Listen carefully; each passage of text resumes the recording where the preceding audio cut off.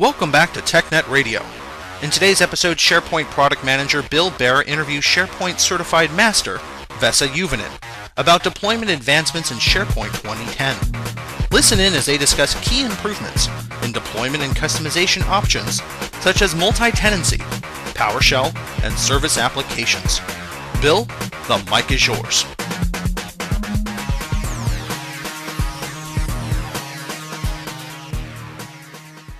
Hello and welcome back. This is episode 5 of SharePoint 2010 for the IT professional. However, today we're going to throw some developer concepts into the mix. Our guest today is Vesa Juvonen, and what we're going to talk about primarily in this session is deployment. So when we think about deployment, we're going to talk about a couple of different aspects. We're going to talk about the IT professional aspect as well as kind of the customization aspect and how that can impact developers on top of SharePoint 2010. Our guest, again, is Vesa. So the first question I have for you, Vesa, is really what would you characterize as some of the key improvements in SharePoint 2010 related to deployment? And I know we've got a couple of things such as our new service application architecture, we have Windows PowerShell, we have multi-tenancy. There's a plethora of features inside of SharePoint 2010 that really facilitate deployment. Can you go ahead and just start to talk about some of those key areas that you see? So from my point of view, the answer is kind of the similar as Brian Porter said for the BCM. The biggest improvement is quite simply PowerShell. And PowerShell is one of those really, really powerful tools for developers and IT pros to automate the actual deployment and configurations of the forms. And the key point with automation is just the fact that we're able to redeploy the forms as easily as possible and as fast as possible without any manual intervention. One of the kind of nice things or kind of classic things with the PowerShell is the fact that many of the IT pros consider the PowerShell to be not for them, since PowerShell is development tool and you're kind of doing coding. And on the vice versa side, many of the developers consider PowerShell not to be that interesting, since PowerShell is scripting. So it's kind of in the middle, but it's one of those really, really huge improvements within the SharePoint area. We could definitely do a lot of the automation and scripting already in 2007 using the SDS-ADM command line tool, but with PowerShell, there's no limits for the automation side. What else do we actually have? Well, one of the kind of obvious key improvements is the new service application architecture, which will provide us more flexibility. On the other hand, it's not a kind of a hype thing, but there's a lot of discussions concerning a lot of different service application architectures and options. But in the end, actually, in many of the cases, in 90% of the standard medium deployments, I'd say that the service applications are used quite a lot in a similar way as the service provider, which we had in 2007. So I wouldn't want also anybody to be concerned on the fact that they don't necessarily understand the service applications and how the associations actually go. What else? Other options and kind of interesting areas of the deployments are definitely the prereq installer, which is now available to verify that whenever we do the SharePoint installation, we actually have all of the .NET framework bits and pieces within the server.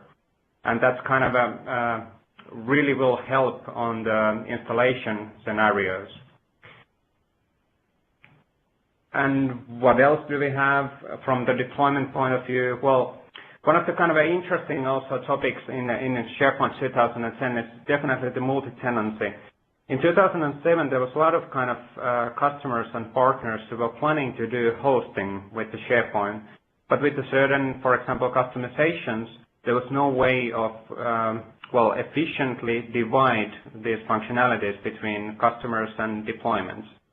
And now with the multi-tenancy and service application support, we can much more easily use a single SharePoint platform to host multiple different services, even for multiple different customers. And that's kind of really of the advantage of the SharePoint in the end. When we think about SharePoint, we shouldn't be thinking about let's say that we are doing an intranet project, we are doing a SharePoint deployment for the intranet. No, we are actually, what are we doing is that we are creating the SharePoint platform, and one of the services which will be hosted there is intranet. But since the platform is there, we can really easily then provide multiple other services to that particular SharePoint deployment as well, even with providing extranet from the same SharePoint farm, dependent obviously on the security policies of a particular company. You know, that's interesting because I think all of the four things that you just talked about can be tied together. So we can look at Windows PowerShell as a way to quickly provision, say, a site subscription and its corresponding tenant administration site. Then we can use the service application architecture, and we can partition those services which can be partitioned and provide those to that tenant we just created through PowerShell. And then you tie in the intranet and extranet scenario, and we can approach stuff like multi-mode authentication or multi-mode when we're using claims-based authentication. So we have some possibilities there, too, to kind of do an extranet and intranet design in the same unified architecture. So those are some really cool points. And that kind of touches on what's there for the IT professional to improve and help facilitate seamless deployment. So now, considering that we've got this deployment built, we've got this pretty farm stood up, it's running fairly well, we've got pretty good end-user adoption, people are using the environment, but now let's talk about customization. What happens on that front from a deployment perspective? What can we look forward to, or what should we be thinking about when it comes to customizations from a developer's perspective? Well, the basics of a kind of a customization deployment have remained the same. So we are doing still solution packages. We are deploying them to the farm. There's a lot of obviously improvements in the Visual Studio side, but that talk should be called the same as the end radio, so let's not actually go there too deeply. Visual Studio 2010 will help on creating those solution packages. But nevertheless, as kind of an IT pro point of view, there's a lot of improvements within the kind of a platform level to be utilized within the customizations. So if I would be a kind of architect or a SharePoint owner, I would definitely make sure that any of the code I'm actually, which is coming to my farm, is utilizing, for example, the development dashboard functionalities. So utilizing this monitored or code which will give us more functionality or more details on the code execution. And there's a lot of other kind of a really improved scenarios like the improved ULS logging or the event logging, which is available for the customizations. And those really need to be taken into account with the customizations. One of the things which we had a chat earlier with Bill was the fact that quite often there's a lot of projects where people tend to concentrate more on the IT pro side, and there's a brilliant platform for hosting SharePoint services. And then they actually don't realize that, or they don't think, or they don't value the customizations as much, and they can actually break down, in a worst case scenario, the whole farm if they do wrong things.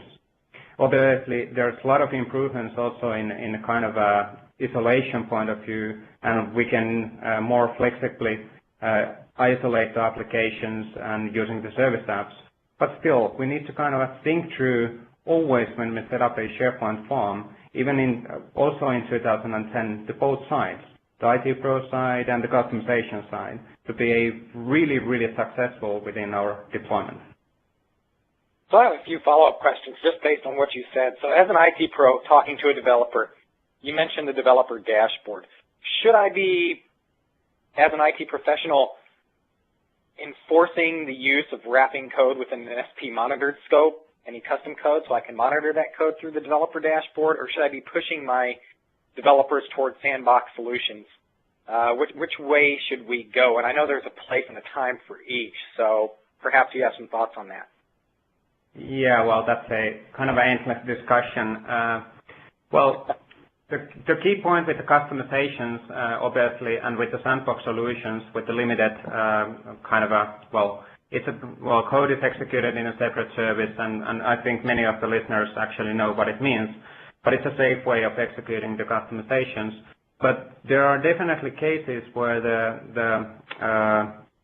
sandbox solutions cannot fulfill all of the business requirements which we need to do. And in those cases, whenever we actually are forced to do a full trust solution deployments, we would enforce people to do actual, utilize the dev dashboard and utilize the SP monitor scope within the code. As an example, I know that there within the BPOS area or within the BPOS D, they have these checkers available already for, upcoming checkers for 2010 code. And within those checkers, they will actually verify from the source code that the developer and the customizations are utilizing these particular practices to bring more value and more information for the IT pro and the actual administrator of the farm. Great. From my perspective, that's pretty much all I've had to ask today. So if there's anything else you want to add on, please feel free to do so. Otherwise, you've given us a lot of great information so far with this episode. Is there a blog that we can follow you at or a Twitter handle that you have that we can follow you at? Well, I have a blog, but I don't have too much time to write to my blog, but I try to improve on that. So my blog is located at the blogs.msdn.com/Vesku. And many actually have been asking that what's with the Vesku, but that's a common nickname for Vesa in Finland, and that's kind of the reason for that. We learned something new. Every single day with the SharePoint. So Vesa, I want to thank you again for joining us today. We know it's late in Finland, so we'll go ahead and wrap it up. Sounds good. Thanks for your time.